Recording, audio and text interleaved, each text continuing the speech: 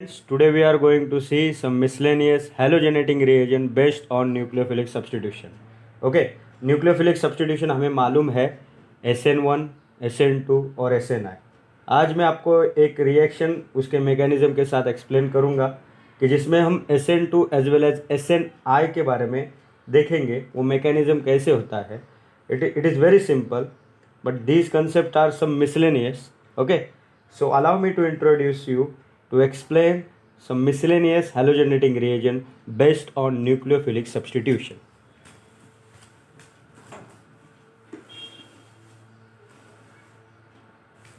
देखो अभी ये अपना क्या है, सबस्ट्रेट है. सबस्ट्रेट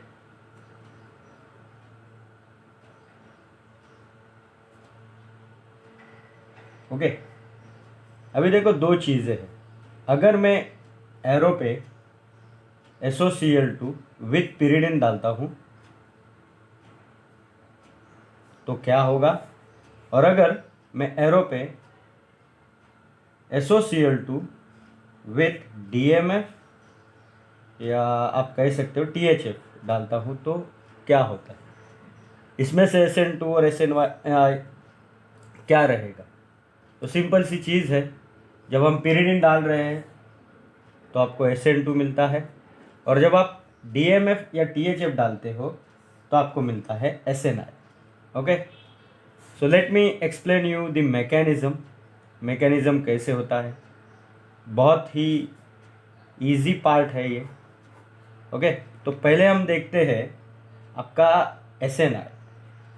ओके, बहुत ही इंटरेस्टिंग और सुंदर ऐसा ये मैकेनिज़्म है.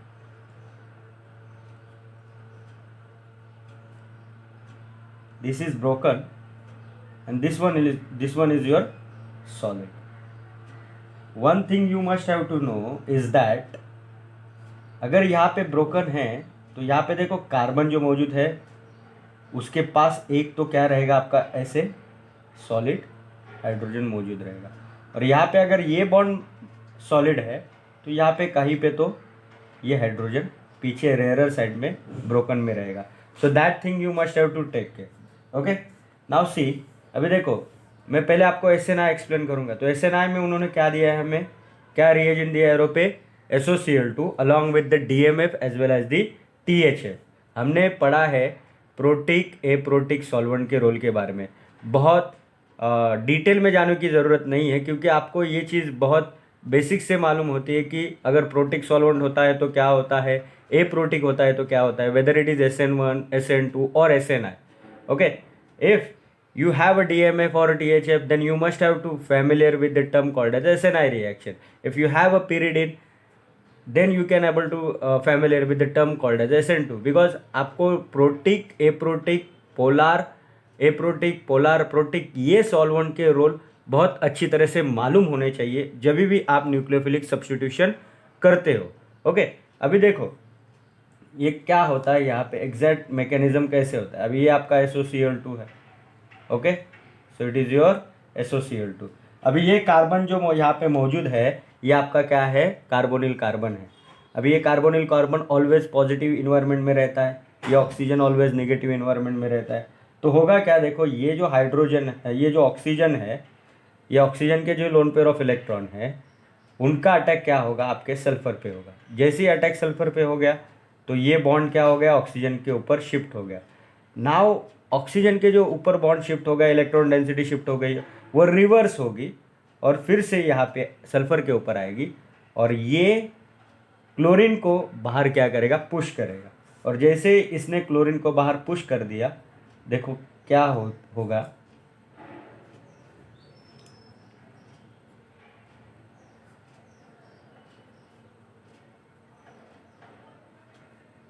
ये आपका carbonyl carbon as it is, ये आपका ऑक्सीजन, और मैं यहाँ पे आपके हाइड्रोजन को यहाँ पे ऐसे दिखाता हूँ. ये ऑक्सीजन का बॉन्ड बन गया है आपके सल्फ़र के साथ.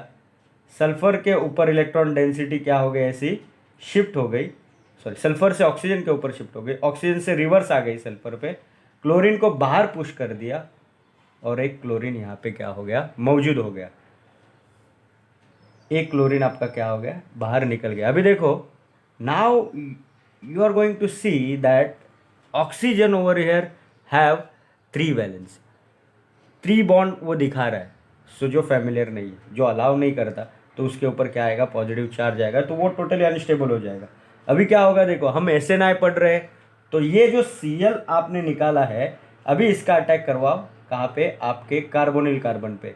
जैसे मैंने बोला, जैसे ही कार्बोनिल कार्बन के ऊपर अटैक होता है, फिर से इलेक्ट्रॉन डेंसिटी ऑक्सीजन पे शिफ्ट होगी, ऑक्सीजन से फिर से कार्बन पे आएगी, और जैसे ही कार्बन पे आएगी, ये बॉन्ड क्या हो जाएगा, बाहर पुश किया जाएगा. And what you get your Me. This one will be your solid, C double bond O and your Cl. So this will be your product. Okay. इसी को आप क्या कहते हो, आयन पेयर न्यूक्लियोफिलिक सब्स्टिट्यूशन, या in short आप इसको क्या बोलते हो, SNI सब्स्टिट्यूशन. अभी देखो, अभी ये पार्ट तो क्या हो गया, आपका बाहर पुश हो गया, तो वो क्या रहेगा, OH S double bond O Cl. Hold, अभी थोड़ा सा होल्ड कीजिए, क्योंकि क्या होता है, इसके ऊपर रीअरेंजमेंट होता है, और आपको SO2 as a byproduct as well as HCl as a byproduct आपको यहाँ पे दिखाई देता है. तो ओवरऑल जब आप रिएक्शन देखोगे, तो ये SNI रिएक्शन आपको कैसे दिखाई देगी, see this is your Me, this is your SO, this is your solid, C double bond OH, and whenever you are going to react with SOCl2 along with your DMF या THF, what you get this product that we have, that is your Me, solid C double bond O Cl plus SO2 plus your HCl. अभी देखो mechanism हमें ये बता रहा है कि पहले आप ऑक्सीजन का अटैक कराओ. देखो मैकेनिज्म मुझे ये बता रहा है कि पहले ये ऑक्सीजन का अटैक होगा आपके सल्फर के ऊपर, सल्फर से इलेक्ट्रॉन डेंसिटी शिफ्ट हो जाएगी ऑक्सीजन के ऊपर, फिर से वो सल्फर के ऊपर आएगी, Cl को बाहर पुश किया जाएगा, और ये आपका Cl क्या हो जाएगा, बाहर आएगा. अभी वही Cl का अटैक कहाँ पे होगा, आपके कार्बोनिल कार्बन पे, इलेक्ट्रॉन डेंसिटी फिर से रिवर्स में शिफ्ट हो जाएगी, फिर से अंदर आएगी, और ये बॉन्ड जो क्या है वो क्या हो जाएगा, रप्चर हो जाएगा. फाइनली रीअरेंज होकर आपको SO2 और HCl बाहर निकल के चला जाएगा. And the whole situation explain you, the whole scenario tells you that this mechanism is not SN2, not SN1, it is SNI mechanism. Now see how SN2 is explained on the basis of SOCl2 as well as your pyridine. Okay, so let's start with your SN2 mechanism. अभी देखो SN2 mechanism में भी वही simple part है. पहले ये है आपका कंपाउंड. ओके, अभी देखो वही है. अभी यहाँ पे एग्जैक्ट क्या होगा, क्या ऑक्सीजन SOCl2 के ऊपर अटैक करवाएगा जब आप SOCl2 यूज करते हो विद दी पिरिडिन. ओके, अभी देखो पिरिडिन आपको मालूम है कि पिरिडिन क्या है, बेस है. तो बेस है तो वो क्या करेगा, एसिडिक हाइड्रोजन को एब्स्ट्रैक्ट करेगा, तो आपके पास ये एसिडिक हाइड्रोजन आपको मिलता है. ओके, तो पिरिडिन का रोल क्या है, ये हाइड्रोजन को निकालना, और जैसे ही ये हाइड्रोजन को निकालता है तो देखो क्या होता है,